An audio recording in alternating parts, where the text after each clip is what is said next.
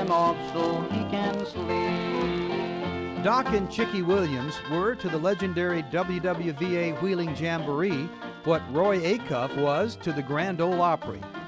Beginning in the late 1930s, Doc and Chickie played to an appreciative live audience each week in Wheeling and to countless WWVA radio listeners throughout the Northeast and across eastern Canada.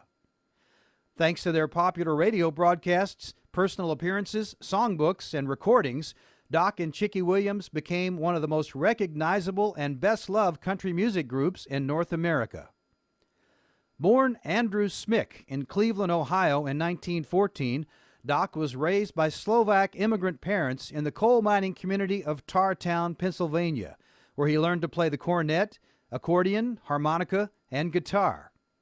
He began his performing career in 1933, appearing at beer gardens and on radio stations in Cleveland and Pittsburgh.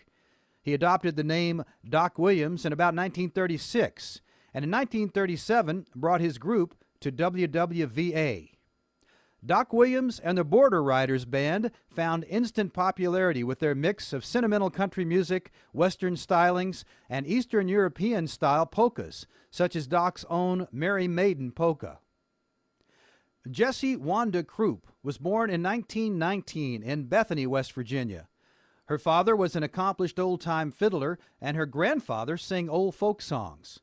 As a young girl, she once wrote a fan letter to Doc Williams, mistakenly addressed to Buck Williams. The two later met at a square dance in Pennsylvania, courted, and in 1939 married. Chickie Williams, Doc's bride and performing partner, became known as the girl with the lullaby voice. Chickie's 1947 recording of Beyond the Sunset became a #3 Billboard country music hit and was later covered by Hank Williams and Red Foley. The Williamses were soon joined by daughters Madeline, Karen, and Barbara, known to audiences as Pooch, Punkin, and Peeper. And throughout the 1950s, 60s, and 70s, the Doc Williams Show featured several members of the family on stage performing together.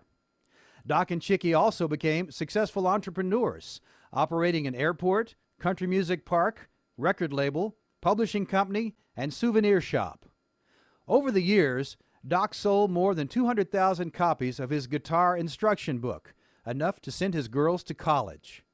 The popularity and musical longevity of Doc and Chickie Williams is testament to their wholesome appeal, superior showmanship, and tremendous versatility. They never sang off-color lyrics, instead choosing songs that they felt would uplift their audiences as they entertained them. Some of their most popular numbers included Mary of the Wild Moor, Silver Bell, Willie Roy, the Cripple Boy, and My Old Brown Coat and Me. Remember that an old brown coat, and not so very grand, can cover up as warm a heart as any in the land. Though Doc and Chickie's style of music eventually faded from the limelight, they continued to tour and perform through the 1980s, primarily in New England and eastern Canada. Chickie suffered a stroke in 1998 and passed away in 2007. Today, Doc and his daughters continue to be a strong presence in Wheeling, where they personify that city's country music heritage. Off the train and my heart you would take. I'm watching the train passing by. I'm watching the train passing by.